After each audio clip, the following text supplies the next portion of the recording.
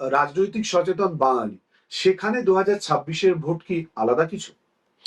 দেখুন, আমার মনে হয় আশিস দা এবং রন্তিদা যেটা বললেন সেটা যদি এক্সটেন্ড করে ধরি, এটা একটা বাঙালি অস্মিতার জন্য প্রায় গণভোটের পর্যায়ে চলে গেছিল। এটা একটা এমন একটা জায়গায় পুরো বিষয়টা চলে গেছিল বাঙালির কাছে, বাঙালি মহিলার কাছে, বাঙালি প্রান্তিক মানুষদের কাছে, যে এই ভোটটা যদি আমি না দিই তাহলে আমার অস্তিত্ব বিলীন হয়ে যাবে। যেখান থেকে রন্তিদা বা আশিসদা বলছেন, একটা কথা আমাদের মাথায় রাখতে হবে, পরিযায়ী শ্রমিকরা বিভিন্ন জেলায় এসে ভোট দিয়েছেন এবং তারা যে ভোটটা দিয়েছেন সেই ভোটটা দেওয়ার সময় তাদের একটা তো ভয় কাজ করেছে। আবার যদি দেখেন যে বহু মানুষ যারা শহরের বাইরে থাকেন, অন্য রাজ্যের কাজ করেন, বা এমনকি আমি জানি বিদেশে কাজ করেন, তারাও প্লেনের টিকিট কেটে ভোট দিতে এসছেন। কেন এসছেন? এদের প্রত্যেকের কাছে মনে হয়েছে যে এই ভোটটা তাদের যাবতীয় আইডেন্টিটির একটা বহিঃপ্রকাশ। কারো কাছে নিজের যে সমস্ত সে নাগরিক সুযোগ সুবিধাগুলো পায় সেগুলো টিকিয়ে রাখার উপায়। কারো কাছে এটা নিজের যে বাঙালি আইডেন্টিটি, যেটা নিয়ে সে গর্ববোধ করে, সেটাকে টিকিয়ে রাখার একমাত্র মাধ্যম। শেষ পর্যন্ত হয়তো যখন ভোটের 4 মে ফল বেরোবে, তখন আমরা যেটা দেখতে পাবো, তখন হয়তো দেখতে পাবো যে এটা একটা ওভারঅল রাগের বহিঃপ্রকাশ। রাগটা দুটোভাবে জেনারেট করেছে।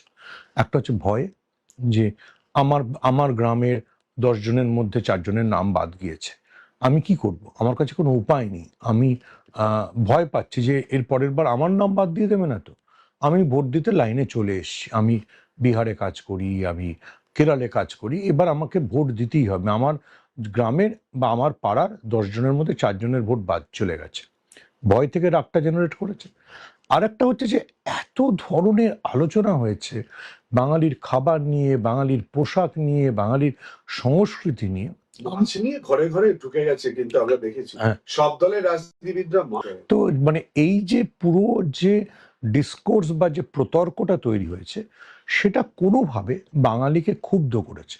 এবং সে ক্ষুব্ধ করাটা এত তীব্র ক্ষুব্ধ করা যে বাঙালি এটাকে, ভোটটাকে তার নিজের অস্ত্র বললে অস্ত্র, হাতিয়ার বললে হাতিয়ার বেছে নিয়েছে। আমি একটা উদাহরণ দিই। আমার চেনা, আমার কলেজের এক বন্ধুর দিদি, তিনি খুব মুম্বাইয়ের নামী অভিনেত্রী। তিনি এরকম নন যে খুব বিরাট রাজ্য সরকারের সমর্থক, কিন্তু তিনি আমাকে গত 7 দিন ধরে রোজ ফোন করেছেন, সুমন রেজাল্ট কি, সুমন রেজাল্ট কি। ওনার এই উদ্বেগের কারণটা কি? কারণ ওনার কাছে, আচ্ছা, তিনি ইন্টারেস্টিংলি তিনি বিয়ে করেছেন একজন অবাঙালিকে, কিন্তু বাংলার ভোট নিয়ে তার এই যে উত্তেজনা, তার যে এই আবেগ, সেটা হচ্ছে আমার কাছে সবচেয়ে ইম্পর্টেন্ট। আমার খুব চেনা, হয়তো সেটা তো তোমারও পুরনো সহকর্মী, সে 54,000 টাকা খরচ করে প্লেন ভাড়া দিয়ে কলকাতায় এসছে ভোট দিতে। কেন এসছে? এদের প্রত্যেকের কাছে একটা, এরা কি এরা কাউকে জানায়নি, বা এরা সোশ্যাল মিডিয়ায় সবাই যে বিরাট বলেছে যে দেখো আমি ভোট দিতে যাচ্ছি, এরকম নয় এরা। কিন্তু এদের কাছে ওই একটা জিনিস ছিল যে ভোটটা আমি দেব, আমি ভোট দিয়ে আমার আমার জাতি সম্পর্কে, আমার যাবতীয় সংস্কৃতি সম্পর্কে যা যা বলা হচ্ছে সেটার বিরুদ্ধে একটা কথা বলবো। আমার মনে হয় এটা একটা রাগের ভোট, যে রাগের ভোটটার রেজাল্ট আমরা 4 মে দেখতে পাবো।